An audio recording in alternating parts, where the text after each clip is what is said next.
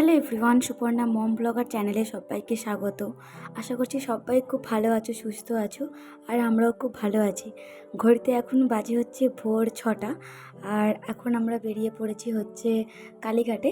তো এই ভিডিওটা প্রায় 2 মাস কি 3 মাস হয়ে গেছে ভিডিওটা শ্যুট করে রেখেছিলাম। তো বেশ কয়েকদিন তো হয়ে যাচ্ছে আমি ভিডিও দিতে পারছি না।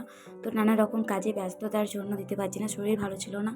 তো সব কিছু মিলিয়ে যখন ভিডিও দিতে পারছি না, তো ভাবলাম যে কী ভিডিও দেওয়া যায়, তো তখন দেখলাম যে ফোনেতে ভিডিওটা অলরেডি রয়ে আছে, তো এডিট করতে পারছিলাম না সময়ের অভাবে। তো সেই জন্য ভাবলাম যে এই ভিডিওটাই দিয়ে দিই, তো তোমরা একটু ম্যানেজ করে নিও। তো তখন ছিল কিন্তু মানে গরমটা খুব একটা তখন পড়েনি, গরম পড়ার অনেকটাই আগে, তখন বাবিনের অনেকটা চুল ছিল। যত সম্ভব এটা হচ্ছে মার্চ মাসের দিকে করে হবে হয়তো।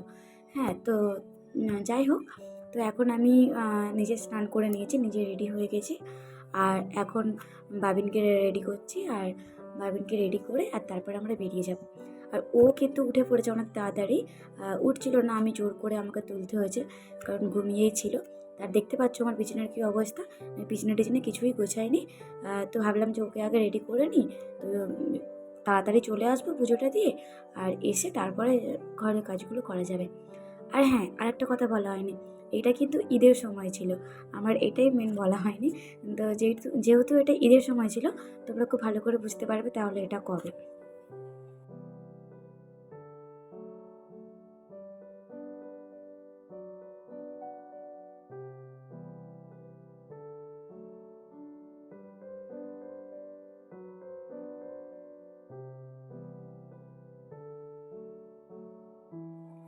চলো, বাবিনকে রেডি করানো হয়ে গেছে, আর এখন আমরা বেরিয়ে পড়বো।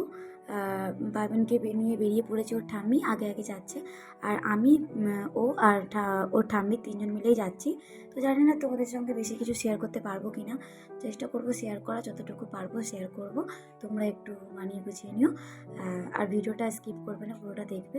ভিডিওটা ভালো লাগলে একটা লাইক করবে, কমেন্ট করে জানাবে ভিডিওটা কেমন লাগলো। তো চলো যাওয়া যাক।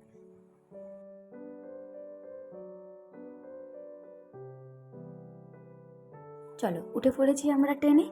আর এখানে হচ্ছে বাবিনের জেঠুর সঙ্গে দেখা হয়ে গেছিলো, বাবিনের ফুল জেঠুর সাথে। তো জেঠু হয়তো অফিসে যাচ্ছিলো, হয়তো নয়, সত্যি সত্যি অফিসে যাচ্ছিলো। আর ওখানে বাবিনের সাথেও খুব খেলছিলো, বাবিনও খুব খেলছিলো। বাবিন কিন্তু একটুও ঘুমায়নি, সারাক্ষণ জেগেছিল, আর পুরো রাস্তাটা জেগেছিলো, এমনকি বাড়ি আসার সময় তখনও জেগেছিলো। তোমরা ভিডিওটা পুরোটা দেখলে দেখতে পারবে। আর দেখো, আমরা ট্রেনে উঠে পড়েছি, আর আমরা ট্রেনে করেই যাচ্ছি। তো রাস্তাঘাট খুবই ফাঁকা, যেহেতু ঈদের সময়। আর এটা ছিল হয়তো 7টা 10-এর ট্রেনই ছিল হয়তো, আমার ঠিক মনে পড়ছে না, এতদিন হয়ে গেছে তো তো ঠিক মনে পড়ছে না। তো তোমরা ভিডিওটা পুরোটা দেখতে থাকো।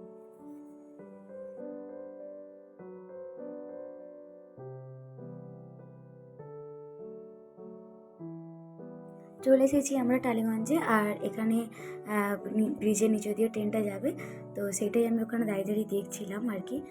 আর ওর বাবা বলছে বেশি দেরি করে লাভ নেই, তাড়াতাড়ি যাবো, তাড়াতাড়ি চলে আসবো, কারণ ঈদের সময় বুঝতেই পারছো রাস্তাঘাটে ভিড় টিড় হবে।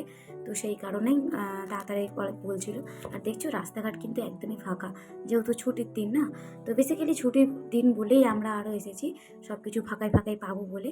আর এই দেখো, আমরা কালীঘাট মন্দিরে চলেও এসেছি, আর বাবিনকে কিন্তু ন্যাড়া করানো হয়ে গেছে। হ্যাঁ, ওটা তোমাদের সঙ্গে আমরা শেয়ার করতে পারিনি, কারণ ওকে আমি কোলে করে নিয়েই ছিলাম, ওর বাবাও ওকে ভোলানোর চেষ্টা করছিল।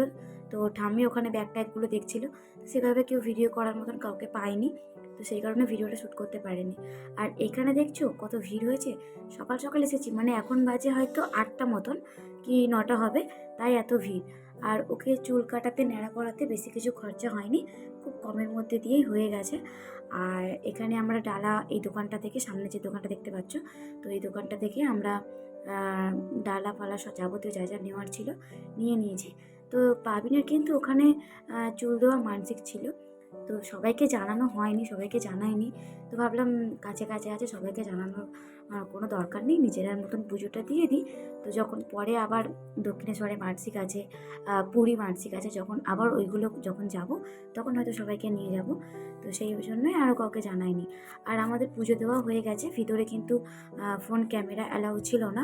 তো সেই কারণে ভিতরে ভিডিও করতে পারিনি।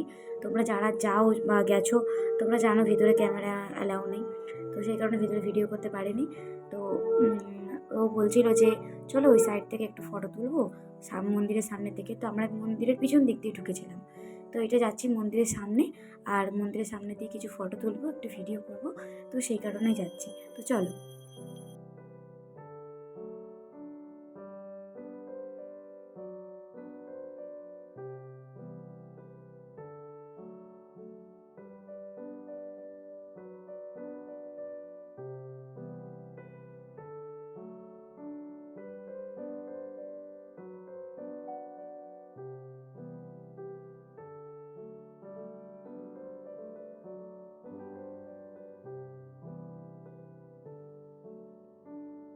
এই যে মায়ের মন্দিরটা তোমাদের সঙ্গে একটু শেয়ার করে নিলাম।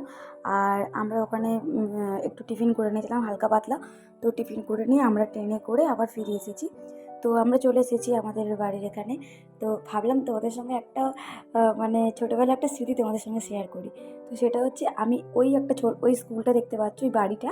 তো ওটা একটা স্কুল, ওই লালটা নয়, এই যে কালো কালো মতন হয়ে গেছে না, এইটা এটা কিন্তু হচ্ছে আমার ছোটোবেলার স্কুল। তো ভাবলাম এখান দিয়ে যখন যাওয়া আসা করি না, ভীষণ ছোটোবেলাটাকে মিস করি। আর বারবার আমি এক কথাই বলি যে এই স্কুলে আমি ছোটোবেলায় পড়েছিলাম। তো ভাবলাম আজকে তোমাদের সঙ্গে শেয়ার করি।